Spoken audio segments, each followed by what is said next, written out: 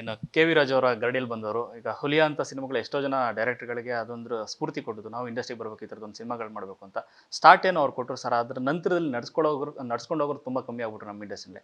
ಈಗ ಅಕ್ಕಪಕ್ಕದ ಇಂಡಸ್ಟ್ರಿ ನೋಡಿದರೆ ಈಗ RGV ಮಾಡಿದಂಥ ಸಿನಿಮಾಗಳು, ರಕ್ತ ಚರಿತ್ರಮ್ ಆಗಲಿ, ಆನಂತರದಲ್ಲಿ ಈಗ ಬರ್ತಿರೋಂಥ ವೆಟ್ರಿಮಾರನ್ ಸಿನಿಮಾಗಳಾಗಲಿ, ಎಲ್ಲವೂ ಕೂಡ ಆ ತನವನ್ನು ಬಿಟ್ಕೊಡ್ತಾ ಇಲ್ಲ, ಮಣ್ಣಿನ ಕಥೆಗಳು ಬಿಟ್ಕೊಡ್ತಾ ಇಲ್ಲ, ಆದದ ಕಥೆಗಳನ್ನು ನಮ್ಮಲ್ಲಿ ಸುತ್ತಮುತ್ತ ನಡೆದ ಕಥೆಯನ್ನು ಬಿಟ್ಕೊಡ್ತಾನೆ ಬೇರೆಯವ್ರು ಮಾಡೋಕ್ಕೆ, ನಾವೇ ಮಾಡ್ತೀವಿ ನಮ್ಮ ಸಿನಿಮಾನ ಅಂತ ಮಾಡ್ತಾಯಿದ್ರೆ ಅಂಥದ್ದು ನಮ್ಮ ಕನ್ನಡದಲ್ಲಿ ಕಮ್ಮಿ ಆಗ್ತಿದೆ ಅಂತ. ಸರ್ ಟೋಟಲ್ ಆಗಿ ಏನಾಗ್ತದೆ, to be very frank with you, commercial films ಅಂದರೆ ಕೆಲವ್ರು ಏನು ಹೇಳ್ತಾರೆ, ಮೇಕಿಂಗ್ ಮನಿ ಇಸ್ ಕಮರ್ಷಿಯಲ್ ಅಂತ ಹೇಳ್ತಾ ಇದ್ದಾರೆ.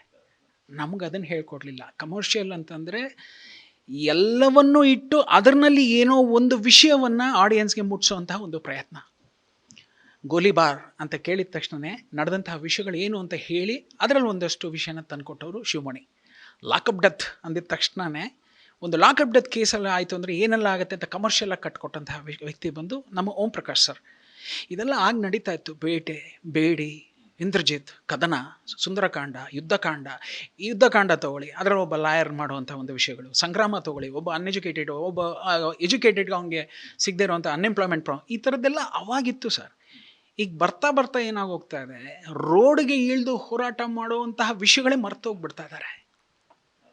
ಈಗೇನಾಗಿದೆ, ಮೊದಲು ಅನ್ಎಂಪ್ಲಾಯ್ಮೆಂಟ್ ಪ್ರಾಬ್ಲಮ್ ಆಗಿರಲಿ, ಮತ್ತೊಂದಾಗಿರಲಿ ಇದೆಲ್ಲ ನಮಗೆ ದೊಡ್ಡದು ಅಂತ ಕಾಣ್ತಾ ಇತ್ತು. ನಾವು we are kids of 70s.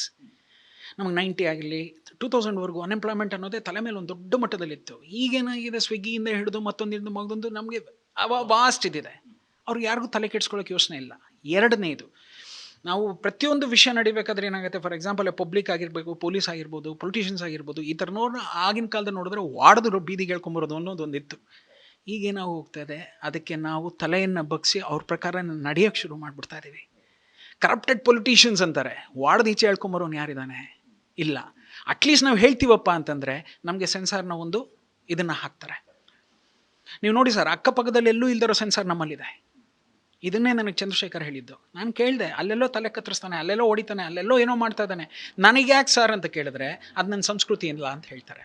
ನಾನು ಚಂದ್ರಶೇಖರ್ ಕೇಳಿದೆ, ನೀನೊಬ್ಬ ಅಯೋಧ್ಯೆಯಲ್ಲಿರೋ ಶ್ರೀರಾಮಚಂದ್ರ, ಆದರೆ ಎಷ್ಟು ದಿನ ಈ ಅಯೋಧ್ಯೆಯಲ್ಲಿ ನೀನೇ ಇರ್ತೀಯ ಅಂತ ನೀನು ಯೋಚನೆ ಮಾಡಿದೀಯ ಅಂತಲೇ ಕೇಳಿದೆ. ಡೈರೆಕ್ಟಾಗಿ ಕೇಳಿದೆ ನಾನು.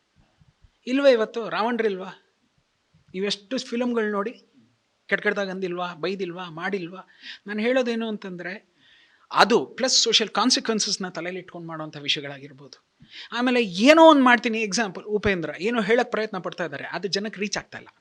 ರೀಸನ್ ಏನು ಅಂತಂದರೆ, ಕೂತು ಯೋಚನೆ ಮಾಡೋ ತಾಳ್ಮೆಯನ್ನೇ ಜನ ಕಳ್ಕೊಂಡ್ಬಿಡ್ತಾ ಇದ್ದಾರೆ, ಆಡಿಯನ್ಸ್ ಕಳ್ಕೊಂಡ್ಬಿಡ್ತಾ ಇದ್ದಾನೆ. ಎರಡನೇದೇನಾಗಿದೆ, ದಿಸ್ ಮೊಬೈಲ್. ಅದೇನು ಮಾಡಿದೆ, ಪ್ರತಿಯೊಂದು ಸೆಕೆಂಡ್ಗೂ ನಾನು ಅದೇ ಇವತ್ತು ಸೈಲೆಂಟ್ಗೆ ಹಾಕ್ತೆ. ಯಾಕೆ ಅಂತಂದರೆ I need to speak with you ಅನ್ನೋದು ಅದು ಇಲ್ಲವೇ ಇಲ್ಲ. ಅದನ್ನ ಇಟ್ಕೊಂಡೇ ಕೂತ್ಕೋತಾರೆ ಬೇಕು ಅಂತ. ಒಂದೇನು ಅಂತಂದರೆ, ಇಷ್ಟ ಇತ್ತು ಅಂದರೆ ಆಫ್ ಮಾಡ್ತಾರೆ, ಇಷ್ಟ ಇಲ್ಲ ಅಂತಂದ್ರೆ ಟಕ್ಕಂತ ಆನ್ ಮಾಡ್ಕೊಂಡು ಪಕ್ಕಕ್ಕೆ ಹೋಗ್ಬಿಡ್ತಾರೆ, ನಿಮ್ಮನ್ನು ಅಲ್ಲೇ ಕಟ್ ಮಾಡಿಬಿಡ್ತಾರೆ. ಏನು ಅಂದರೆ, ಯಾವ ವಿಷಯಕ್ಕೂ ಮನುಷ್ಯನಲ್ಲಿ ತಾಳ್ಮೆ ಇಲ್ಲ, ಮಾಡೋರಲ್ಲೂ ತಾಳ್ಮೆ ಇಲ್ಲ. ನಾನು ಹೇಳೋದು, ದಶಮುಖ ಏನಿಗೆ ಮಾಡ್ಬೇಕಾಯ್ತು ರವಿ ಅಂತಂದರೆ, ಅಲ್ಲೇನೋ ಒಂದು ವಿಷಯ ಇತ್ತು, ಅದನ್ನು ಹೇಳೋಣ. ಎಷ್ಟು ಕೇಸಸ್ಸು ಅಂತ ನೀವು ಜಸ್ಟಿಸ್ಗಳು ನಿಮ್ಮ ಟೇಬಲ್ ಮೇಲೆ ಇಟ್ಕೊಂಡು 16 ವರ್ಷಗಳು ಅದನ್ನು ಕಳಿತೀರಾ, 16 ವರ್ಷಗಳು ಅದರಲ್ಲಿ ಕಾಲ ಹಾಕೊಂಡು ಡೇಟ್ ಅಂತ ಹೋಗ್ತೀರಾ. ಒಂದು 10 ಜನಕ್ಕೆ ಆ ಕೇಸನ್ನು ಕೊಟ್ಬಿಡಿ. ಒಂದು ಜೂರಿಯನ್ನು ಪ್ರಿಪೇರ್, ಅದಿತ್ತು ಸರ್ 1955 ಅದಿತ್ತು, ಬಿಫೋರ್ ನಮ್ಮ ಇಂಡಿಪೆಂಡೆನ್ಸ್ ಆಗಿರಲಿ, ಅದಾದಮೇಲೆ ಇದೆಲ್ಲ ಆಗಿರಲಿ. ಆ 55 ಮೇಲೆ ಇದು ಸರಿ ಇಲ್ಲ ಅಂತ ಹೇಳ್ಬಿಟ್ಟು ಎಲ್ಲ ಮೆಲ್ಲಿಗೆ ಈ ಕಡೆಗೆ ಶಿಫ್ಟ್ ಮಾಡಿಬಿಟ್ರು. ನಾನು ಹೇಳೋದು, ಎಷ್ಟು ವರ್ಷಕ್ಕೆ ಕೂತ್ಕೋತೀರಾ? ಒಂದು ಕೇಸನ್ನು ತೊಗೊಂಡು ವಾದಿಸಿ ಅದಕ್ಕೊಂದು 10 ಜನ ಮಾಡಿ ಬಿಸಾಕ್ಬಿಟ್ರೆ all from it is very good. ದಶಮುಖಲ್ ಆ point was very good. Common ಮ್ಯಾನಿಂದ ಹಿಡಿದು ಒಂದು ಇಂಟೆಲೆಕ್ಟ್ವರೆಗೂ ಎಲ್ಲ ಒಂದು ರೂಮಲ್ಲಿ ಹಾಕ್ಬಿಟ್ಟು ಒಂದು ಕೇಸನ್ನು ಕೊಟ್ಟು ಡಿಸೈಡ್ ಮಾಡಿ ಹೊರಗೆ ಬನ್ನಿ, ಅಲ್ಲಿವರೆಗೂ ನೀವು ಬರೋಂಗಿಲ್ಲ ಅಂದ್ಬಿಡ್ತಾರೆ. ಅದಕ್ಕೂ ಒಂದು ಕೆಲಸನೇ ಅವ್ರಿಗೆ ಮಾಡಿ ಅಂದ್ವಿ. ಜನಕ್ಕೆ ಅದು ಇಷ್ಟನೇ ಆಗಲಿಲ್ಲ, ಅವ್ರಿಗೆ ಗೊತ್ತಾಗಲೇ ಇಲ್ಲ, ಇದೇನ ಹಿಂಗೆ ಮಾಡ್ಬಿಟ್ಟ ಅವನು ಅಂತಂದರು.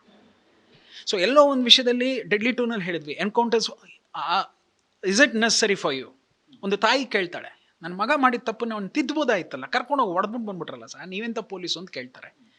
ಜನಕ್ಕೆ ಅದು ಗೊತ್ತಾಗಲಿಲ್ಲ. ಎನ್ಕೌಂಟರ್ಸ್ ಮಾಡ್ಕೊಂಡು ಬಂದಿರೋ ಪೊಲೀಸ್ ಆಫೀಸರ್ಸ್ ಎಷ್ಟೋ ಜನ ಇದ್ದಾರೆ.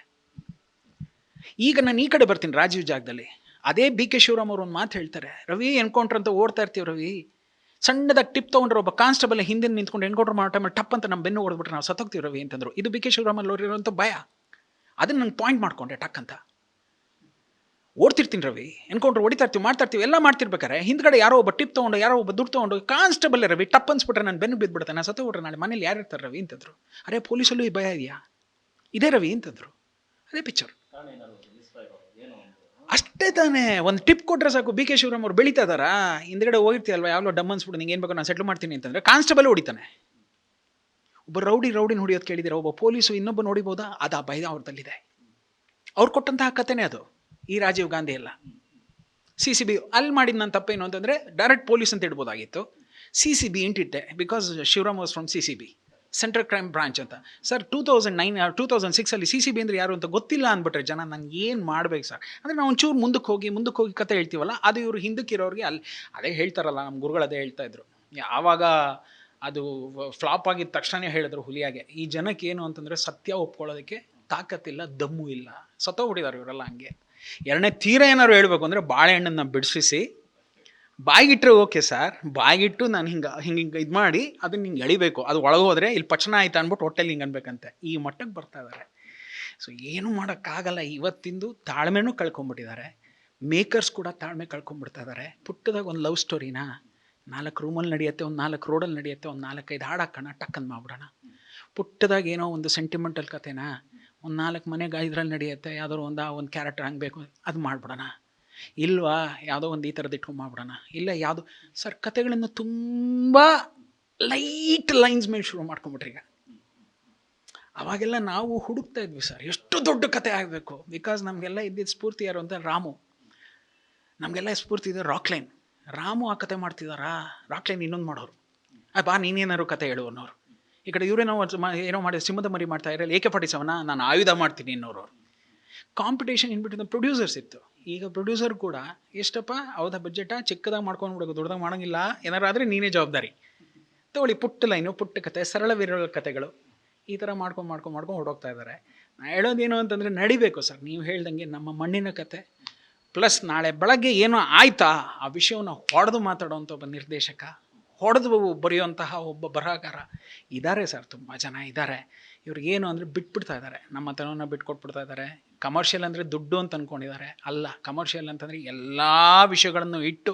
ಇವತ್ತು ನನಗೆ ಸ್ಫೂರ್ತಿ ಯಾರು ಅಂತಂದರೆ ಶಿವಮಣಿ, ಇವತ್ತು ಸ್ಫೂರ್ತಿ ಯಾರು. ಅದಕ್ಕೆ ನಮಗೊಂದಷ್ಟು ಗುರುಗಳಿದ್ದಾರೆ, ಓಂ ಪ್ರಕಾಶ್ ಸರ್, MS ರಮೇಶ್ ಅವರು. ಇವರೆಲ್ಲ ಏನು ಅಂದರೆ ಎಲ್ಲ ವಿಷಯವನ್ನು ಸೊಗಡುಗಳನ್ನು ಹಂಗಿಟ್ಟು ಮಾಡ್ತಾರೆ. ಅದರಲ್ಲಿ ನಾನೂ ಕೂಡ ಮಾಡಿಲ್ಲ ಸರ್, ನಾನು ರಿಯಲಿಸ್ಟಿಕ್ಕಾಗಿ ಓಡೋಗ್ಬಿಡ್ತೀನಿ. ಇವ್ರನ್ನೆಲ್ಲ ಸ್ಫೂರ್ತಿಯಾಗಿ ತೊಗೊಂಡ್ರು ಕೂಡ ನನಗದೇನೋ ಸಡನ್ನಾಗಿ ಸಾಂಗ್ಗಳು ಹಾಕೋದು, ಆ ಮರ ಸುತ್ತಿಸೋದು, ಇಲ್ಲ ಇವರಿಬ್ಬರ ಮಧ್ಯೆ ಒಂದು ಕಾಮಿಡಿ, ಇಲ್ಲ ಈ ಥರದ್ದು ನನಗೆ ಇಷ್ಟ ಇಲ್ಲ.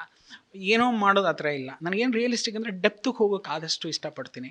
ಆ ಡೆಪ್ತ್ ಟಚ್ ಮಾಡೋದ್ರಿಂದನೇ ಕೆಲವ್ರಿಗೆ ಅದೇನೋ ಹೊಡೆದಂಗೆ ಆಗುತ್ತೆ ಅಂತ ಕಾಣುತ್ತೆ, ಇಲ್ಲ ಕೆಲವರು ಹಸಿಯಾಗಿ ತಂದುಬಿಡ್ತಾ ಇದ್ದಾನೆ ಅಂತ ಕಾಣುತ್ತೆ, ತಡೀತಾರೆ. ಬಟ್ ಪ್ರಯತ್ನ ಅಂತೂ ನನ್ನ ಕಡೆಯಿಂದ ಇರೋವರೆಗೂ, ಉಸಿರು ನಿಲ್ಲೋವರೆಗೂ ಈ ಥರದ್ದು ನಡ್ಕೊಂಡು ಹೋಗ್ತಾನೆ ಇರುತ್ತೆ ಸರ್.